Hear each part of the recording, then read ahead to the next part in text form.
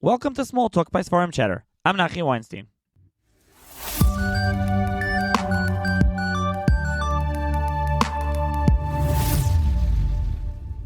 On this episode of Small Talk, I'm going to be joined once again by Rabbi Glatstein, who is Rav of Kehilas Tiferes Mordechai and author of a number of books and Sfarim, including the newly published Tzipsa, Yeshua, Yearning for Redemption. This is a translation of the work of the Chofetz Chaim, a very small work, as we'll discuss. It's translated and elucidated, published by ArtScroll, with a number of essays by Rabbi Glatstein in here as well, and we'll be discussing this. I think it's fitting, this episode coming out late in Tisha B'Av. I think it's fitting to discuss the topic of yearning for redemption here at this time of year. So thank you, Rabbi Glatstein, for joining me once again. Thanks for having me. So what can you tell listeners about this Sefer Tzipsa Yeshua, and maybe even before we start there, why is it appropriate to discuss this topic on Tisha B'Av? Okay, that's a question of the day. We know you're not allowed to learn on Tisha B'Av, and a lot of people are asking me, could we learn your new Sefer on Tisha B'Av? And I'm afraid to answer because I'm nageh b'davar. I would love to go out and say, everyone buy the new book because that's the only thing you're allowed to learn on Tisha B'Av. So I actually asked Reb Shmuel first, and he said, yeah, you can learn it. It's about the coming of Mashiach. What could be more appropriate? The Chofetz Chaim wrote many svarim. I actually was recently at his kever in Belarus, which was quite an ordeal getting there today. You need a visa, and it's not as easy to get a visa today as it once was. And on his kever is a list of all the svarim he wrote, I believe in the following order: Chofetz Chaim, Mishnah Brura, Avas Chesed, and so on and so forth. And I'm looking at the list, and Tzipsa Yeshua is not mentioned. So I figured, it's not mentioned. Is it really a sefer? It's more like an essay, like tucked away in Kol Kisvei Chofetz Chaim is a small essay. Maybe it's not really a full sefer. Maybe that's why it's not there. And researching the publication of this work, it became known to me that the Chofetz Chaim was not able to publish it as a separate volume in his lifetime because of censorship. What the issue of censorship is, we don't know exactly. But we could only imagine. When the Chofetz Chaim came to publish Sefer Chofetz Chaim, he met up with the censor of the Russian Empire. Was a Jew by the name of Joshua Steinberg, who was one of the leading members of the Haskalah in Vilna, not to be confused with the Haskalah in Germany. Okay, so there was a whole movement of Haskalah in Vilna. The father of Haskalah in Vilna was somebody, Adam HaKohen Levinson, who actually many years prior, he was lurking in the Beis Medrash when the Chofetz Chaim was a young boy and he went to study in Vilna. This Levinson was lurking to try to ensnare the Chofetz Chaim to the seminar, and he would strike up the Chofetz Chaim in conversation, and until some water carrier told this boy, Yisrael, what are you talking to this guy? He's a flagrant violator of halacha. He's an apikairas. And apparently the Chofetz Chaim at least was choishesh for the Lashon Hara because he ran out of Vilna and never came back. Anyway, many years later, Adam HaKohen Levinson's son-in-law, Joshua Steinberg, meets up with the Chofetz Chaim, and he's like Hakei Yashinov that his father-in-law let this boy out of his grasp.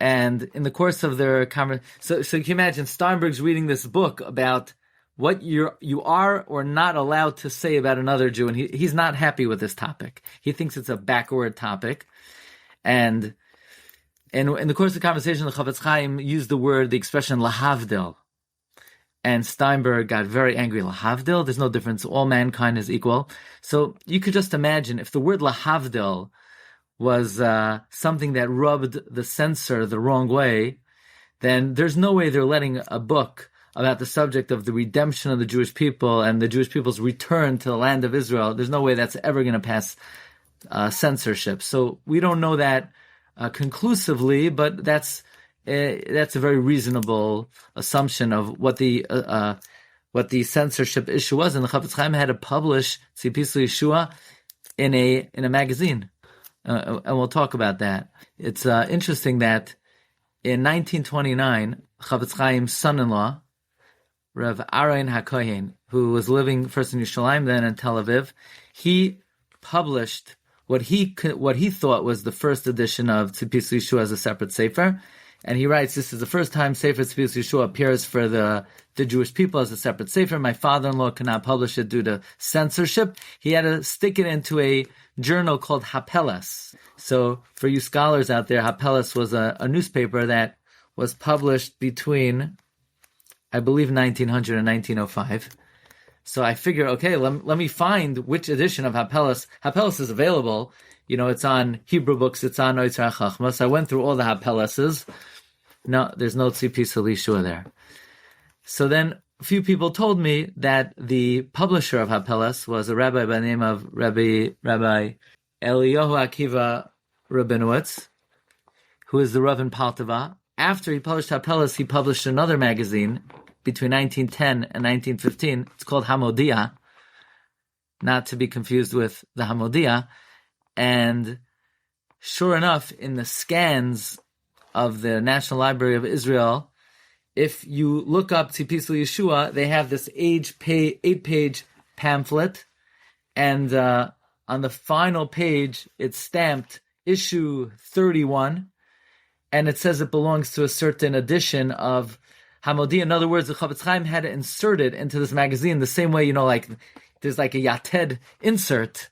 So the Chofetz Chaim had it inserted into the Hamodia. There is a bit of a mystery because in the National Library of Israel scans, they have it as a separate scan in the 31st edition, and when you look up their Hamodias, meaning their scans and Hamodias, they have it connected to the 30th edition, and they themselves are not sure which one it really belongs to. They originally scanned the Hamodias, which were somewhere in Russia, so they don't have the original copies. They just scanned it decades ago. So they're not quite sure which edition it belongs to. But it originally appeared in Hamodia. What's interesting is that the 1929 edition of Tzipsa Yeshua, which the Chofetz Chaim's son-in-law said is the first edition, was actually not the first edition.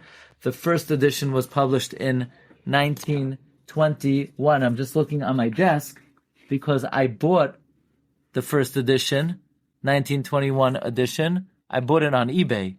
It was published, so I was able to get it on eBay, Tzipsa Yeshua. This is translated into Yiddish by Rav Yosef Meir Jacobson, a rabbi in Boston.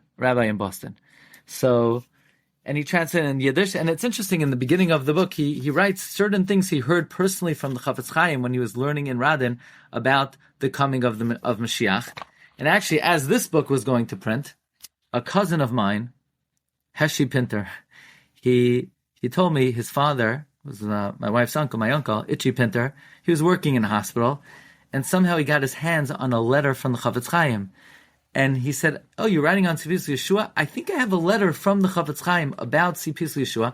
So he sends me a copy of the letter. The letter was a letter from the Chofetz Chaim written to this Rabbi Jacobson, and the Chofetz Chaim is thanking Rabbi Jacobson for translating the Tzipsa Yeshua. And the Chofetz Chaim says he thinks it's a good idea that American Jews should be inspired to yearn for Mashiach.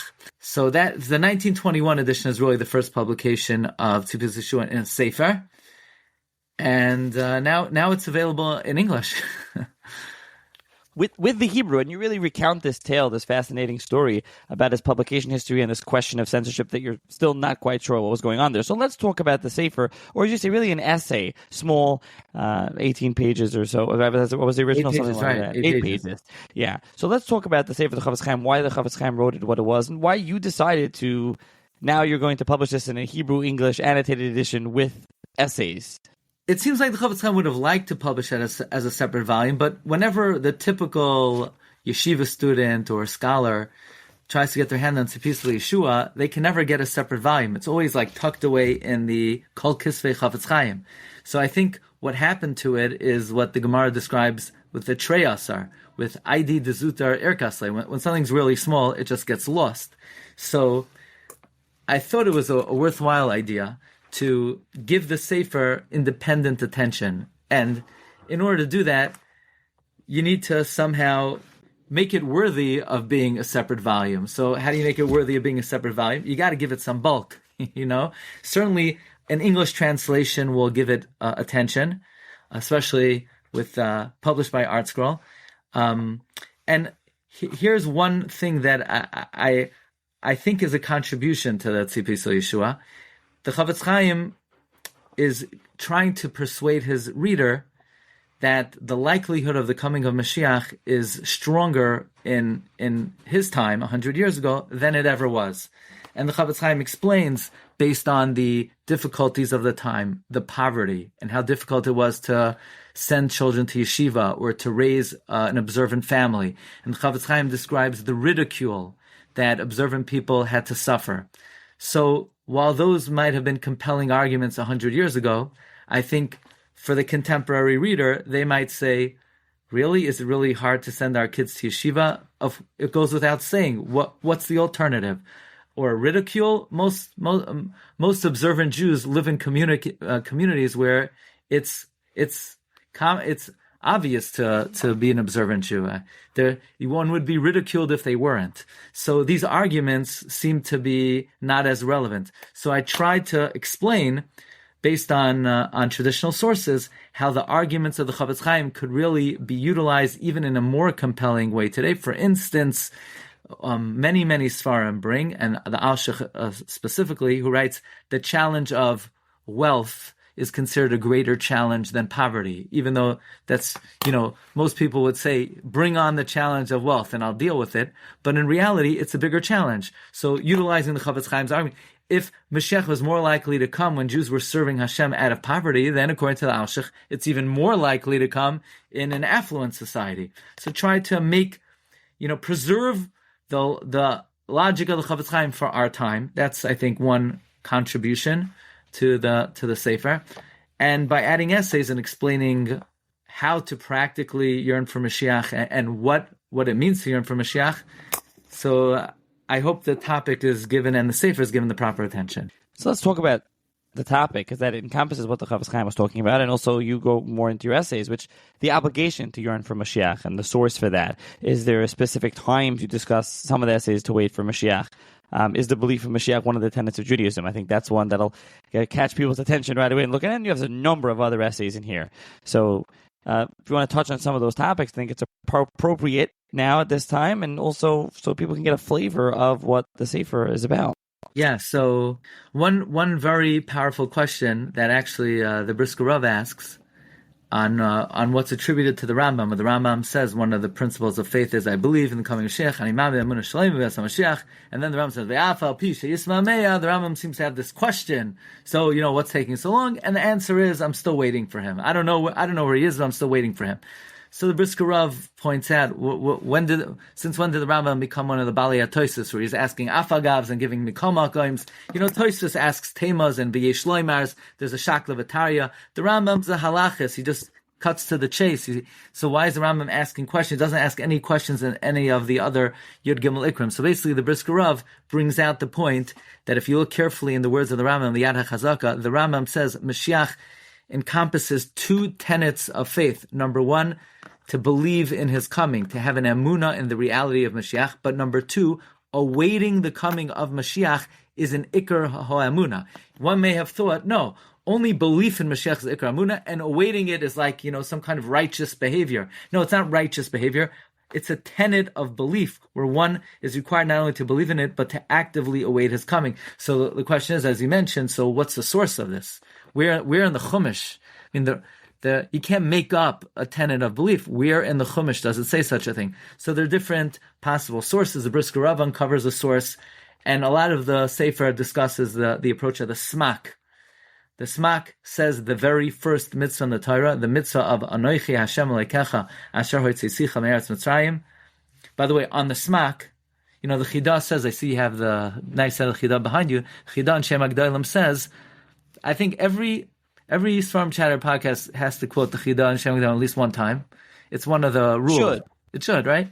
I think the Chidah says that when the Smak wrote the Sefer, Rabbi Yitzchak of Korbel, 1280 France, he says that Rabbi Yitzchak of Korbel wanted the Smak to be widespread in all of Klal Yisrael, so he sent a copy to every community, and he said each community should purchase the Smak on their own bill, and everyone should learn it. The thing is, when the Smak came to a community, and the community opens it up, and it's not quite like their own minhagim, so the rabbi of the community had to add on the bottom, here in Chveis, in Borough Park, we do this. I'm just obviously not in Borough Park, but so I was recently in Zurich, on one of the prints of the Smak, you have Smak Zurich. What's Smak Zurich? The rabbi in Zurich, who was a Rishon, Rav Moshe of Zurich, he wrote his comments on the Smak. So in his comments on the Smak, on this first mitzvah, he said, okay, the Almighty comes and says, I am the Lord your God who took you out of Egypt. Yeah, okay. What do you want? So very nice. Good to know that. What are you asking me to do? So the Smak interprets, what I'm asking you to do is, just like you know I took you out of Egypt, you have to actively yearn for the coming of the Geula. That's the meaning of that mitzvah. And based on that, I think maybe a chidush that the Sefer discusses at length. Yeah, I think it's a chidush, but it's also obvious that if implicit in awaiting and implicit in belief in the Exodus and belief in Yetzias Mitzrayim is that Hashem is going to redeem us, that means every mitzvah that we do that commemorates Yetzias Mitzrayim should also be an opportunity to await the coming of Mashiach. So you put on tefillin, you look at a mezuzah, you say Kriya Shema, you make kiddush. It's not only an opportunity to remember Yetzias Mitzrayim, it's also an opportunity to await the coming of the Geula. So I think that's like a chiddush in not just halach, in practice, in basic Jewish practice.